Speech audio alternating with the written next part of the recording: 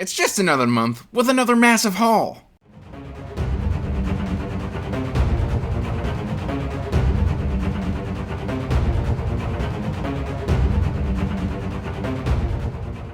Hey everyone, welcome back to Andrew's Wizard of the Reads, and as always guys, I am Andrew, and today we have got the July 2023 book haul here for you, and it's a little smaller than the last book haul, but it's still quite a doozy, because if you remember from my last book haul, I didn't include my digital copies. I'm going to have to try and do that this time, but before we can do that, please like this video and subscribe to the channel, as it does help the channel grow. I would really appreciate it.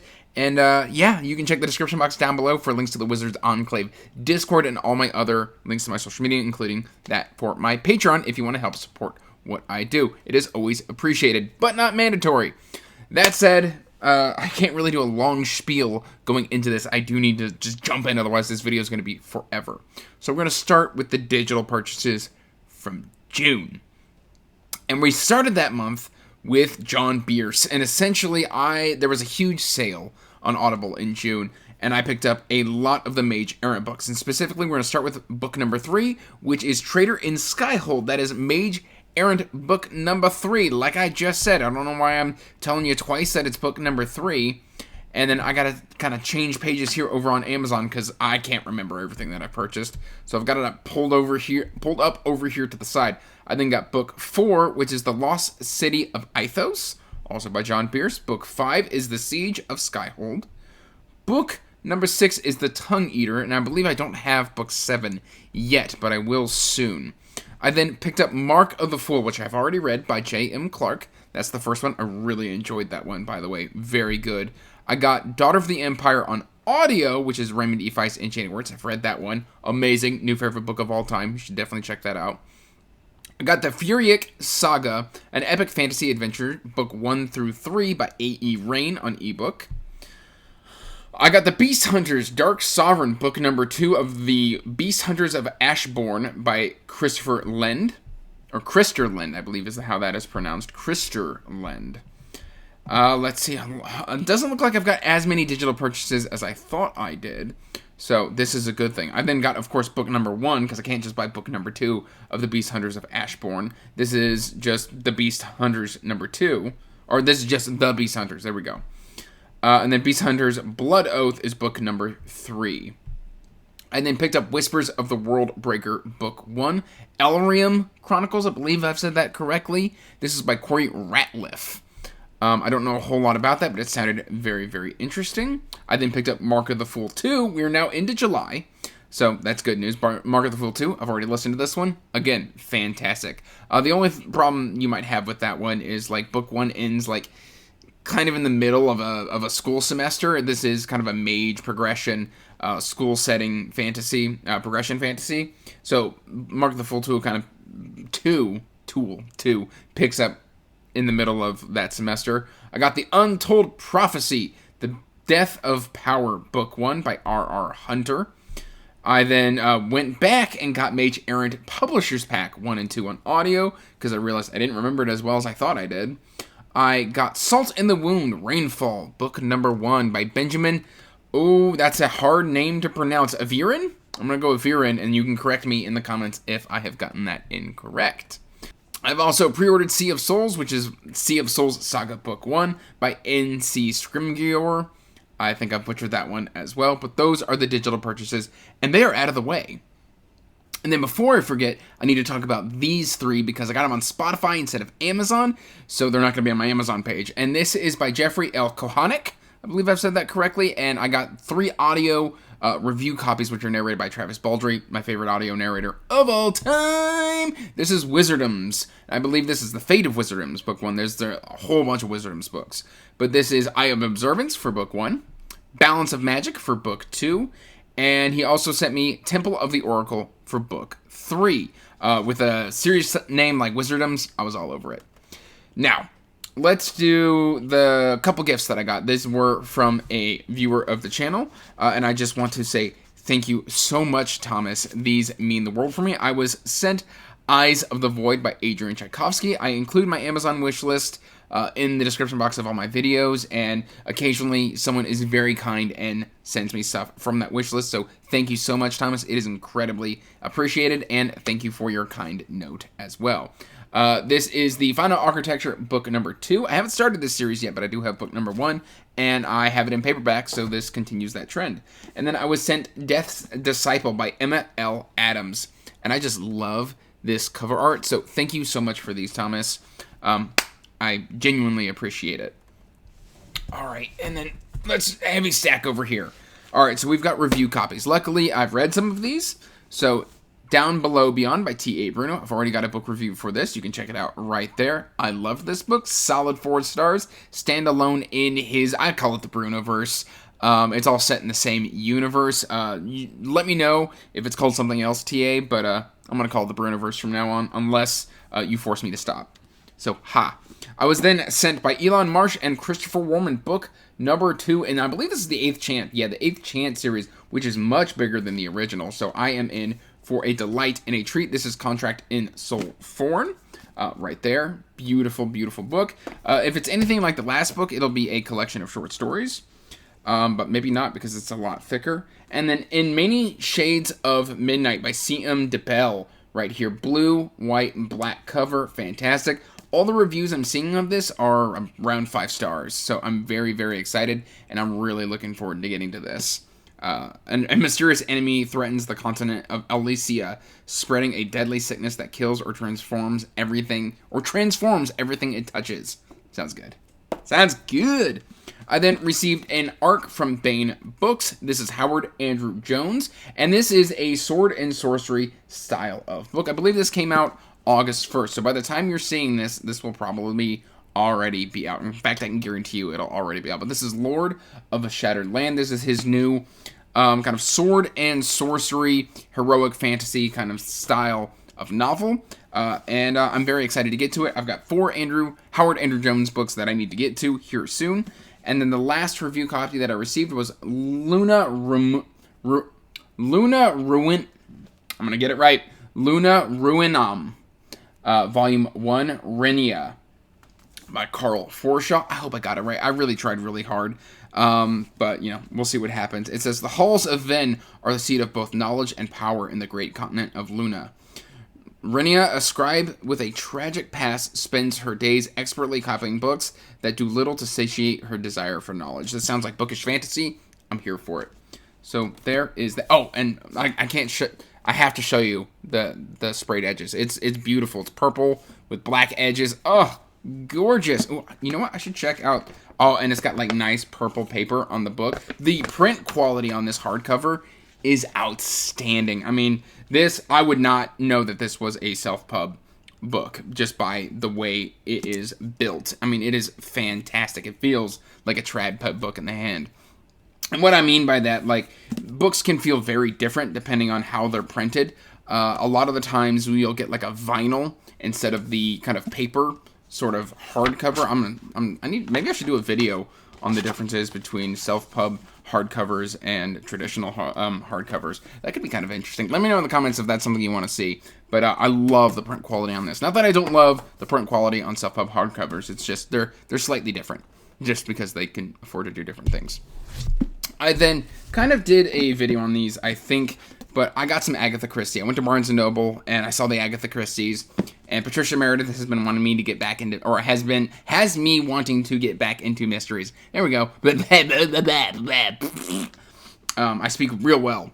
And so I picked up all these 2 collections. There is a 3rd collection that I plan to pick up, but these 2 combined were the same cost as the 3rd one, and so I got these 2 instead. I have read And Then There Were None back in like high school, but it's been a while, and I would love to reread it because I remember really liking it. And then I've seen the movie Murder on the Orient Express, the new one, but I haven't...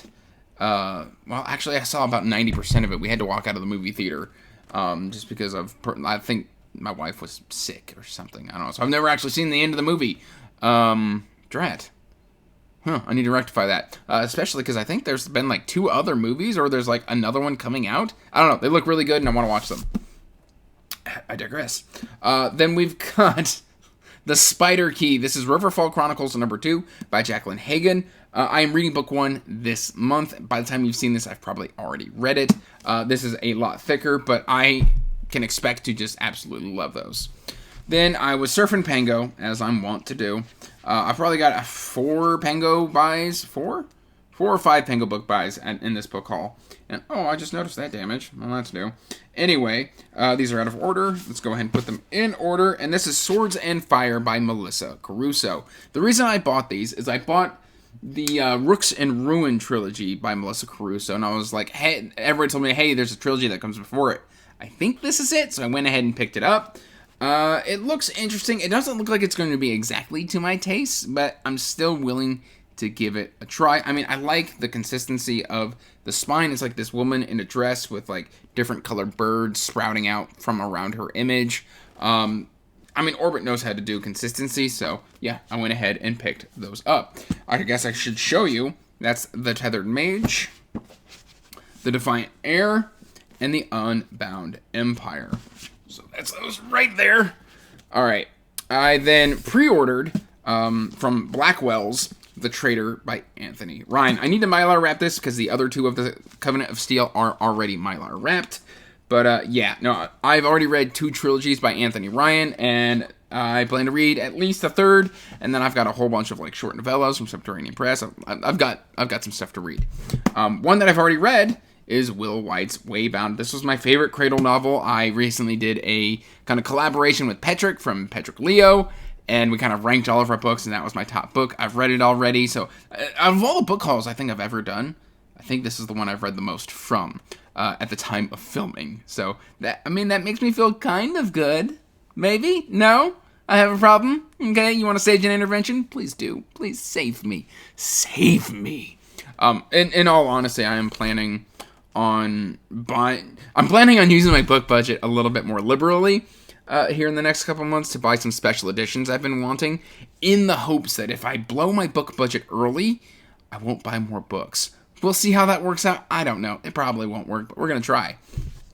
R.J. Parker is an author that I've been really enjoying. I'm actually getting ready to read his Wounded Kingdom series, and so he dropped a new book. And I know I called this something completely different when I was like doing my mid-year book freakout tag, and I was like, oh yeah, I'm really excited for the book. I don't know what I called it, but it was wrong. This is Gods of the Weird Wood. I don't know what I called it, but this is the Broken Binding edition. It is signed and numbered. When I saw this one, and I was just like, you know what? Like, I'd rather spring for this one, mainly because I just wanted RJ's signature. Like, that's what I really wanted. And also, like, the naked hardcover is just gorgeous. So, yeah, I went ahead and sprung for that one. And now I can say I have his signature in my collection. I'm a little bit of just a stand for signed copies. I don't know why, but I just absolutely love them. Speaking of signed special editions, this is Mitriel Feywood's Gamble of Gods.